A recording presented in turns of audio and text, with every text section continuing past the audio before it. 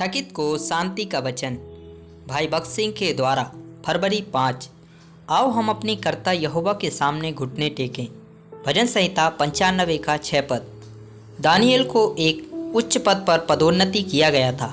यद्यपि उसके शत्रु उसके विरुद्ध थे तो भी परमेश्वर ने उसे ऊंचे पद पर ऊंचा किया।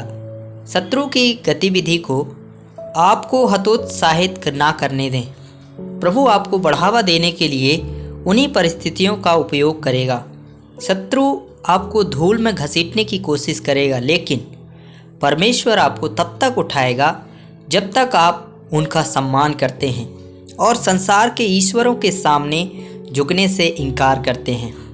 अब दानियल को मादियों और फारसियों के राज्य में सर्वोच्च स्थान दिया गया था, जो कि उनके राज्य के 120 अधिपतियों का अध्यक्ष था। उसके शत्रुओं की जलन और भी बढ़ गई। मैं तुम्हें पहले से ही चेतावनी देता हूँ कि जैसे तुम अपने अनेक स्थानों में ईश्वरीय अनुग्रह का आनंद लेते हो जब तुम ईमानदारी और खरा जीवन जीते हो, और जैसे ही तुम कड़ी मेहनत करते हो और रिश्वत लेने या राजा का मांस खाने से इनकार करते हो, तुम्हारे सहकर्मी एक साथ मिलकर तुम्हारे खिलाफ हो जाएंगे। कई दुष्ट युक्तियों, घोटालों और अन्य तरीकों से आपके अपने अधर्मी रिश्तेदार भी आपको सताएंगे। यदि वे आपको किसी भी तरह से नीचा खींच सकते हैं तो वे निश्चित रूप से ऐसा करेंगे। दानियल के शत्रु उसे उसके ऊंचे पद से नीचे खींचना चाहते थे। उन्होंने बड़ी चतुर योजना बनाई, परंतु दानियल दिन में 3 बार प्रार्थना करता रहा। दानियल 6 अध्याय का 10 पद। दुख की बात है कि हम में से कई लोगों को घुटने टेकने में शर्म आती है। हम अपने दिल में कहते हैं, अगर मैं घुटने टेक दूं तो वह क्या कहेगा। परमेश्वर मेरे हृदय को जानता है और मैं बैठकर प्रार्थना कर सकता हूं। कुछ नौजवान जो थोड़ी सी कमाई भी कर लेते हैं, उन्हें घुटने टेकने में शर्म आती है। वे इतने घमंडी हैं कि वे सर्वशक्तिमान परमेश्वर की उपस्थिति में बैठे रहते हैं। क्या आप इसे प्रार्थना कहते हैं?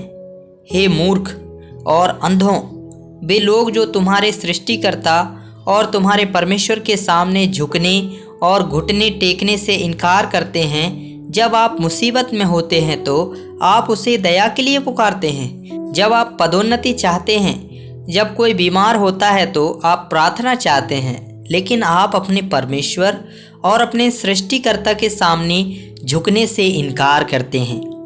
दानियल दिन में 3 बार प्रार्थना किया करता था। सब उच्चाधिकारियों ने उसे लाकर सिंह के आगे गड्ढे में डाल दिया, परंतु परमेश्वर ने उनका मुंह बंद करने के लिए अपना दूत भेजा। सब सिंह दानियल के पास इकट्ठे हो गए, क्योंकि वह स्वर्ग का राजा कुमार था। यहाँ तक कि सिंहों को भी उसके आगे घुटने टेकने पड़े।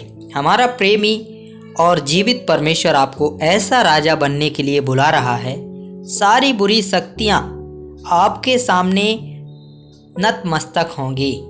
इस दुनिया में भले ही लोग आपका उपहास करें, लेकिन एक समय ऐसा आ रहा है जब बुरी शक्तियाँ आपके सामने झुकेंगी।